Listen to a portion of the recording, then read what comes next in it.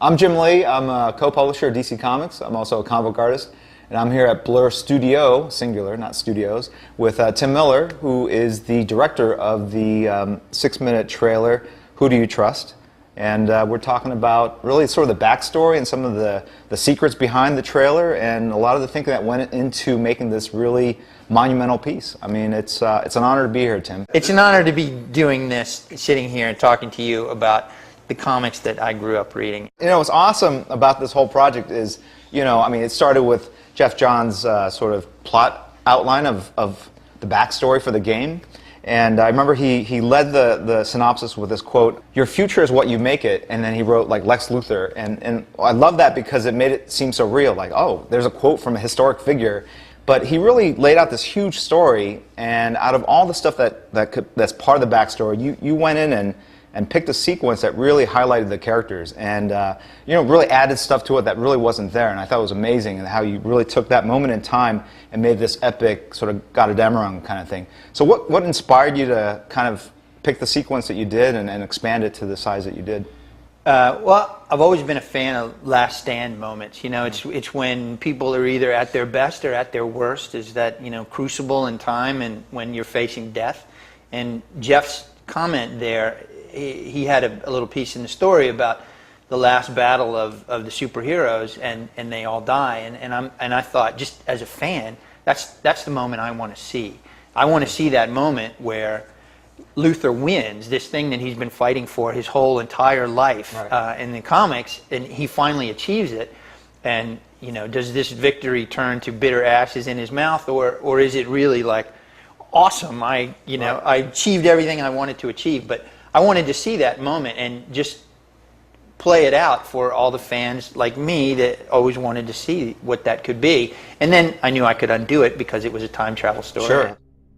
And the whole intro with the glowing embers kind of floating, I think it's just so economical to do. I thought it was, you know, totally, and it builds up the suspense of what you're going to see. I mean, yeah, and you don't want to. You kind of want to shock people with that first view, and you got to lay a lot of backstory to sort of set it up. I see Green Arrow. Okay, yeah. So I wanted him there, and then see, there's Poison Ivy right there. Oh, yeah. Oh, on the right-hand side with the arm. Got it. Yeah. It's kind of hidden behind the smoke. I think originally I had Wonder Woman was fighting Solomon Grundy in this first one, and then we thought because of ESRB issues, sure, you can do a little robot, more, yeah, because we like can a battle droid. We can get a little more violent. Yeah. So this is Metallo. Oh, also just one more thing on Metallo before, it's kind of hard to see, but she cuts his arm off and then stabs him in the back. And we had quite a debate there with ESRB about saying, no, really, it's a robot. And then you see, this was originally a giant green fist. Right. And it just looked a little silly, so we changed it to ball of lantern energy. Then enter Gigantus. I love the scale of it there, it's awesome. Giganta was originally killed by Cyborg in the first script, but then I thought, well, I need to introduce Green Lantern and Black Adam in their battle, so why not give it to Green Lantern? And then we get our first look at Batman. And I wanted to do Batman as sort of the general on the battlefield, and that was his whole thing. Everybody loves to see Batman fight, but he's also this master strategist, so I thought, you know, it would make sense for him to be in charge of the battle, not Superman. So there's remnants of the Daily Planet. Lex is actually fighting on top of the Daily Planet building. I'm not sure if people pick it up. That twisted metal behind him is actually the globe from the Daily Planet. I like the idea of Deathstroke just... He's just like walking around. The stakes are higher. These guys, you know, it is the last battle and everything, but for Deathstroke, this is what he's used to. And then I wanted to finish the fight with Metallo. Originally we didn't do that, but I wanted to show off how powerful Wonder Woman is. I just realized she pulls the sword out of his back to cut off his own head. Harley Quinn holding on to his coattails. That counterbalance is awesome. And then that's Robin's cape that she's wearing. Yeah, it's Robin's cape. Now that's some fancy running. This moment was one where I envisioned something a little bit more than we were able to get. I actually wanted to see the lasers sort of frozen in time. We wanted to give Green Lantern his moment. Like, what would he do if he was wounded? And so we had him bind his wounds, and like his arm was broken and he was kind of holding it together with lantern energy. Just loved how Deathstroke sort of skid along the ground as he falls. Little subtle things like that really sell the sense that it's actually physically happening. My whole idea with him was he's got to be clever because she's so much more powerful. I love how the shield is actually segmented. It's not just like this big disc. I mean, one of the fans said online, why does he do it 3 times? Doesn't he figure out that it doesn't work the first time? Why does he keep doing it? When things are happening this fast, you do the thing that... Yeah, well, that was kind of what I was going for. Desperately he's just trying to get this guy off. Hang on, right. I wanted the idea that he's basically containing all the lantern energy, and he's breaking his arm. And so I thought if he could cause him enough pain, maybe he can't concentrate to fend him off. And then my homage to Kingdom Come with Shazam creating this huge explosion. The idea of a power ring kind of crack like that. Does Batman survive this? It would have been cool to have a bigger fight with him and Deathstroke, because I think in many ways they're evenly matched. The other thing that I thought made this moment believable, his right arm is broken. If you notice, it's like hanging limp as he stands up. And then here he never uses it, it's always dangling. And then here he can't even move it. So what's on Joker's chest? Is I'm with stupid button. I like the idea of a Joker that's a little more serious about his mayhem. He's got a flak jacket on. He's got some serious weapons here. There, it's hard to see where the rocket comes in, but you can actually see Batman hanging back there in the background. And Cersei is a secondary read too, because she's dead on the right-hand side. And then Lex comes in and gets Wonder Woman. I think this is the first time I've seen him in this armor actually look really badass, and and it looks believable. From all the noise in the universe, he hears her scream. And through the silence, the vacuum of space. The vacuum of space. That's how powerful Superman is. And of course, when he hears it, that's the thing that calls him to action.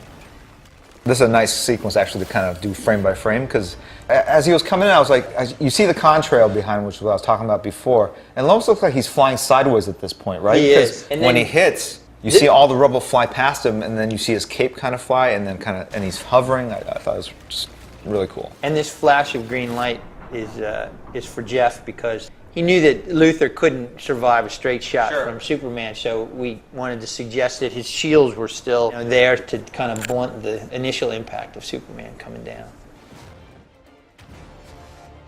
There was that great shot by Alex Ross where his red eyes are coming out, and all you see is the steam in the eyes as he's coming out, and he is pissed.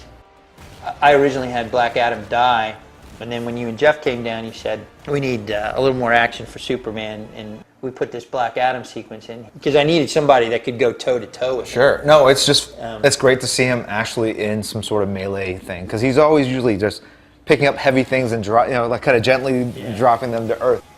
You really highlighted how difficult Superman would be to defeat in battle. I mean, just from the distance he closes when he goes from Black Adam to Luthor, it's just like instantaneous, and there's just no way any guy in a robot suit would be able to react to that, and it's just he's helpless before that kind of unless you have fury. Unless you have some tricks up your sleeve. I realize there's some logistical problems with her mouth being stuffed full of kryptonite, and Woody sensed that, but I just thought the moment was. No, I don't think I've seen anything like that before. Superman would be, ready for his tricks, but I didn't think he'd be ready for this. And again, it's using his obvious connection and caring for Wonder Woman to kind of seal his own doom. Absolutely. But of course, it was all according to Lex's plans. I really wished I could have milked this moment a little bit more, or the dead Superman. You want to push in on a close-up, but then I thought, as much as I would like to do that from a fan's perspective, from a story point, this is really Lex's moment.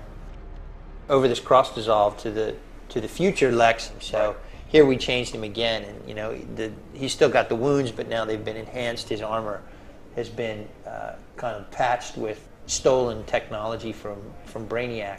Again, from Jeff's original backstory, where Luthor had spent years living inside the Brainiac's ship and kind of hiding from them, and he was the last man left alive. The challenge with this long shot here, try and show Luthor as both the penitent and humbled because he realizes he's made all these mistakes, but he's also arrogant still, and try and find that balance between arrogance and I have to fix a mistake I made. And that leads into the game. It's the genesis of all these superheroes and supervillains towards this master plan that Lex is hatching. Set in Yeah. motion.